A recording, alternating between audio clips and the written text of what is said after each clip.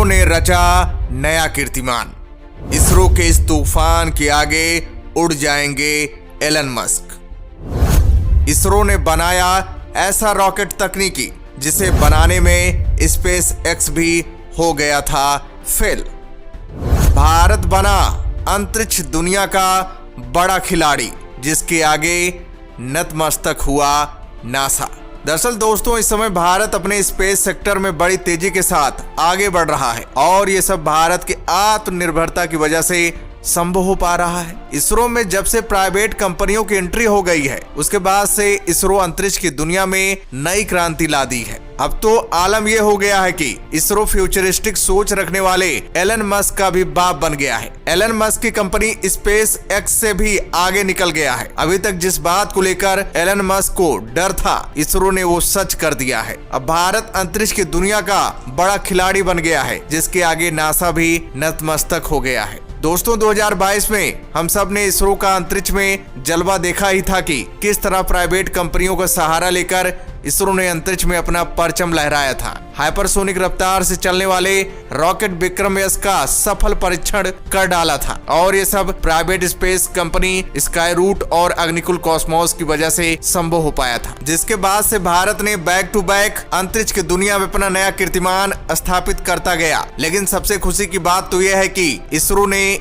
इस बार ऐसा इतिहास रचा है कि एलन मस्क के भी पसीने छूट रहे हैं। अब सैटेलाइट लॉन्चिंग के मामले में इसरो का कोई मुकाबला नहीं कर पाएगा। अब भारत की इकोनॉमी रॉकेट की तरह भागेगी क्योंकि अब इंटरनेशनल मार्केट में इसरो का प्रतिद्वंदी बनकर कोई सामने खड़ा नहीं हो पाएगा। नासा और स्पेस एक्स सभी धाराशाही हो जाएंगे। दरअसल दोस्तों, भारत स्पेस के एक ऐसी दौड़ में शामिल हो चुका है जिसकी कमी की वजह से भारत के हाथों से हर महीने बहुत सारे इंपॉर्टेंट स्पेस लॉन्च छूट जाया करते थे। जिस मिशन में पहले इसरो असफल हुआ था, लेकिन पॉजिटिव सोच रखते हुए कमी को अपनी नई ढाल बनाकर ऐसी रॉकेट तकनीक बनाई कि असफलता को भी शर्म आ गई। दरअसल फाइनली भारत ने अपना सबसे छोटा स्पेस रॉकेट अंतरिक्ष में भेजकर एक और कीर्तिमान स्थापित कर दिया है। यानी इसरो ने अब तक के अपने सबसे छोटे रॉकेट का सफल परीक्षण आज करके दुनिया को दिखा दिया। और कमाल की बात तो यह है कि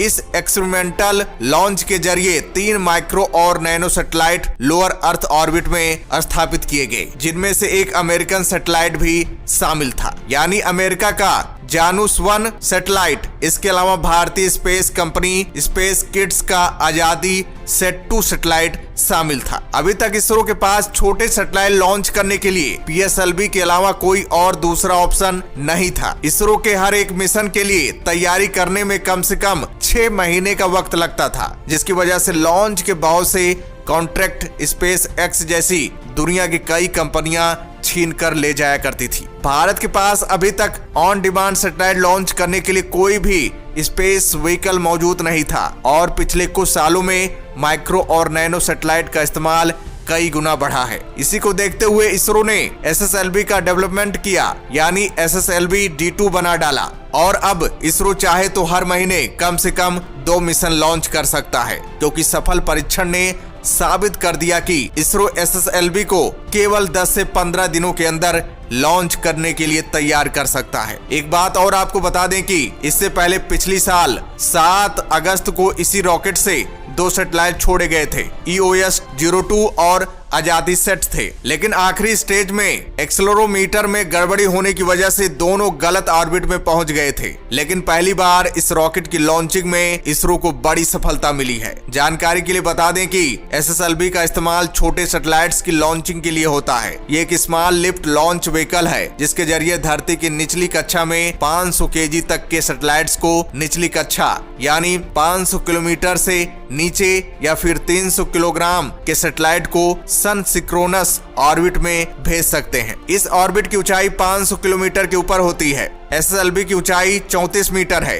इसका व्यास 2 मीटर है। SSLV का वजन 120 टन है। SSLV 10 से 500 किलोग्राम के पेलोड को 500 किलोमीटर तक पहुंचा सकता है। SSLV सिर्फ 72 घंटे में तैयार हो जाता है। SSLV की जरूरत इसलिए पड़ी क्योंकि छोटे सैटेलाइट्स को लॉन्च करने के लिए PSLV के बनने का इंतजार करना पड़ता था, जो महंगा भी पड़ता था। उन्हें बड़े सैटेलाइट्स के साथ असेंबल करके भेजना होता था। और आपको बता दें कि पूरी दुनिया की स्पेस मार्केट की वैल्यू इस साल तक 450 बिलियन डॉलर तक पहुंचने वाली है, पर इसमें फिलहाल भारत का केवल 3% हिस्सा है। SSLV और भारत के नए प्राइवेट स्पेस सेक्टर की वजह से भारत 2030 तक इस शेयर को 15% तक बढ़ाने का टारगेट रख चुका है। बांग्लादेश, भूटान और अफ्रीका के कई देश जो महंगे सैटेलाइट लॉन्च को अफोर्ड नहीं कर सकते हैं, अब भारत की टेक्नोलॉजी का फायदा उठा पाएंगे। और ये बात दुनिया को पहले से ही पता है कि दुनिया के सबसे सस्ते स्पेस मिशन कंडक्ट कराने में भारत सबसे आगे है। इसका सीधा मतलब यह है कि यूरोप, चीन और अमेरिका का काफी बड़ा मार्केट भारत हथियाने के लिए तैयार हो चुका है। कमाल की बात तो यह है कि भारतीय कंपनी से ज्यादा यूरोपियन और अमेरिकन कंपनी को भारत के SSLV की खबर से ज्यादा खुशी हुई है, क्योंकि इन देशों में ऐसे कई ब्रॉडकास्टिंग और कम्युनिकेशन कंपनी हैं जो काफी फ्रिक्वेंटली अपने सैटेलाइट लॉन्च करती हैं। और भारत के SSLV की वजह से ऐसी कंपनी को एक सस्ता और भरोसेमंद विकल्प मिल चुका है। अच्छी बात तो यह है कि इस साल स्काई रूट और अग्निकुल भी अपनी कमर्शियल लॉन्च के लिए तैयार हो जाएंगे। अग्निकुल कॉस्मोस अपना अग्निबाण रॉकेट भी लॉन्च कर देगा और इसरो समेत भारत की तीनों कंपनी दुनिया की दूसरी स्पेस एजेंसी को पीछे करने के लिए मार्केट में उतर जाएंगी। ये बात सच में सराहनीय है कि इसरो अपनी फेल मिशन से काफी कुछ सीखने के बाद एक नए मिशन के साथ आगे बढ़ता है और हर बार दुनिया भर में एक अलग ही एग्जाम्पल सेट करता है। तो दोस्तों, इसके बारे में आपका क्या कहना है कमेंट्स बॉक्स में जरूर बताइएगा। तो दोस्तों, जय हिंद, जय भारत।